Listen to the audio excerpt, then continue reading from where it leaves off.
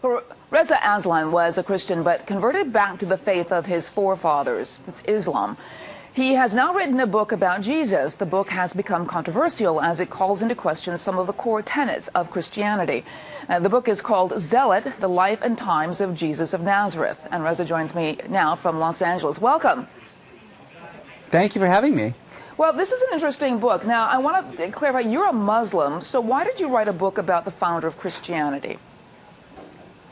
Well, to be clear, I am a scholar of religions with 4 degrees, including one in the New Testament and fluency in Biblical Greek, who has been studying the origins of Christianity for 2 decades, who also just happens to be a Muslim. So it's not that I'm just some Muslim writing about Jesus. I am an expert with a PhD in the history of religions. But I have been obsessed with Jesus. Though, it still begs the question, why would you be interested in the founder of Christianity?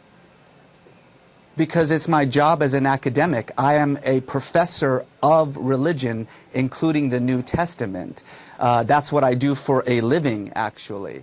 So, I mean, it would be like asking a Christian why they would write a book about, Islam. I'm not sure about that. But honestly, I've been obsessed with Jesus for really 20 years. I've been studying his life and his work and the origins of Christianity both in an academic environment and in a personal level for about 2 decades. And just to be clear, this is not some attack on Christianity. My mother is a Christian. My wife is a Christian. My brother-in-law is an evangelical pastor. Anyone who thinks that this book is an attack on Christianity has not read it yet.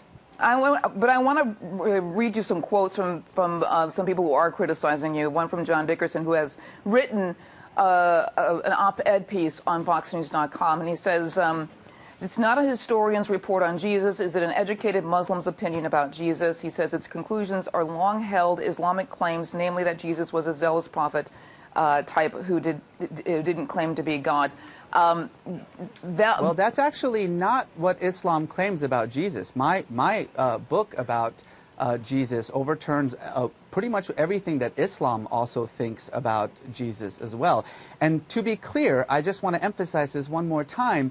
I am a historian. I am a PhD in the history of religions. This isn't a Muslim opinion.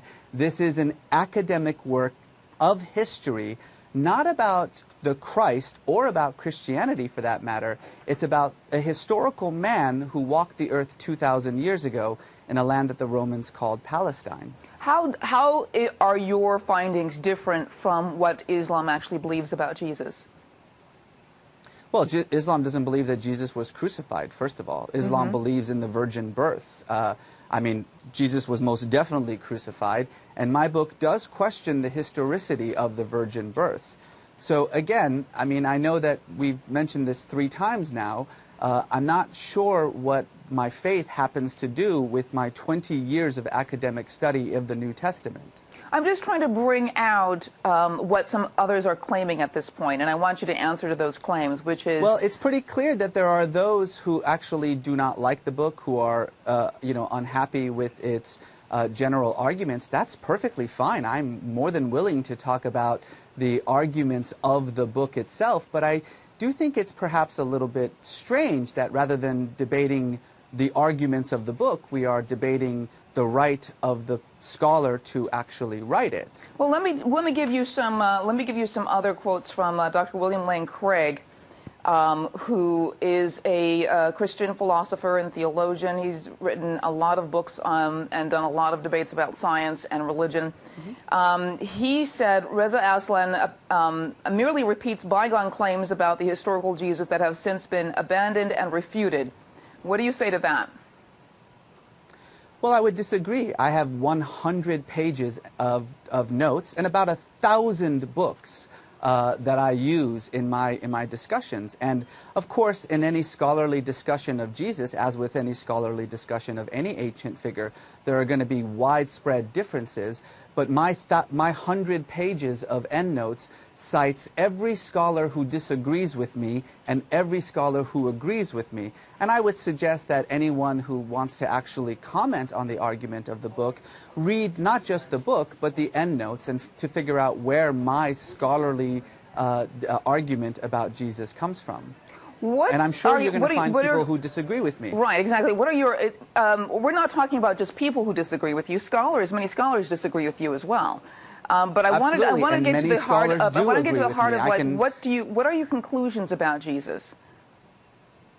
Well, my conclusions about Jesus start by placing him in the world in which he lived. So I start with one fundamental truth that everyone agrees on with Jesus, and that was that he was crucified. You have to understand that crucifixion in first century Palestine was a punishment that Rome reserved exclusively for crimes against the state, like sedition or rebellion, treason, or insurrection. The thieves who were crucified alongside Jesus were not thieves. The Greek word lestes means bandit. And bandit was the most common term in Jesus' time for an insurrectionist. What I say is that if you know nothing else about Jesus except that he was crucified, you know enough to understand what a troublemaker this guy must have been. The movement that he started was such a threat to the political stability of the empire that they actually had him arrested, tortured, and killed for it. So I start with that fundamental fact, and then I take the claims of the Gospels, as every single biblical scholar for 200 years has done, and look at them in light of the history of this world that we know. And what's interesting about Jesus' world is that we know a lot about it, thanks to the Romans, who were very good at documentation. And the picture that arises from this is of a real political revolutionary who took on the religious and political powers of his time on behalf of the poor and the meek, the dispossessed, the marginalized, who sacrificed himself in his cause for those who couldn't stand up for himself, and whose death ultimately launched the greatest religion in the world. Yeah, I want you to ask, actually there's another chat coming, and I want to get this on before we end this interview. Taylor Kane just says, so your book is written with clear bias, and you're trying to say it's academic. That's like having a Democrat write a book about why Reagan wasn't a good Republican. It just doesn't work. Well, what do you say to that? It would be like a Democrat with a PhD in Reagan who has been studying his life and history for 2 decades writing a book about Reagan. But then why would a Democrat want to promote democracy by writing about a Republican? I see that the point is that... Ma'am, may I just finish my sentence for a moment, please? I think that the fundamental problem here is that you're assuming that I have some sort of faith-based bias in this work that I write. I write about Judaism, I write about Hinduism, I write about Christianity, I write about Islam. My job as a scholar of religions with a PhD in the subject is to write about religions. And one of the religions that I have written about is the religion that was launched by Jesus. You're not just writing about a religion from a point of view of an observer. I mean, the thing about it is that you're promoting yourself as a scholar, and I've interviewed scholars who have written books on the resurrection, on the real Jesus, and who are looking at the same information that you're saying. To say that your information is somehow different from theirs is really not being honest here.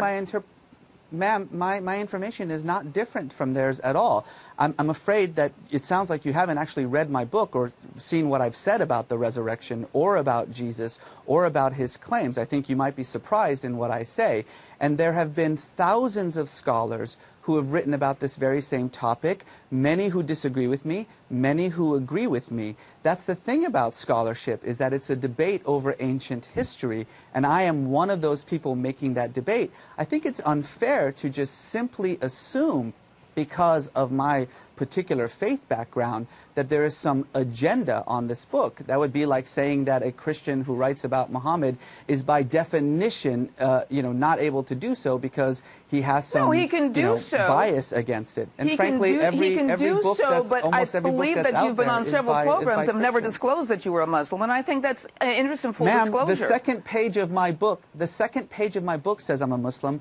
Every single interview I have ever done on TV or on print says I'm a Muslim. You may not be familiar with me, but I'm actually quite a prominent Muslim thinker in the United States. I've written a number of books about Islam. It's just simply incorrect to say that media isn't saying that I'm a Muslim. I would actually encourage you to actually try to find media that doesn't mention my biography, which, by the way, again, is on the second page of the book. All right, Reza, I want to thank you very much for coming on. The book is called Zealot, The Life and Times of Jesus of Nazareth.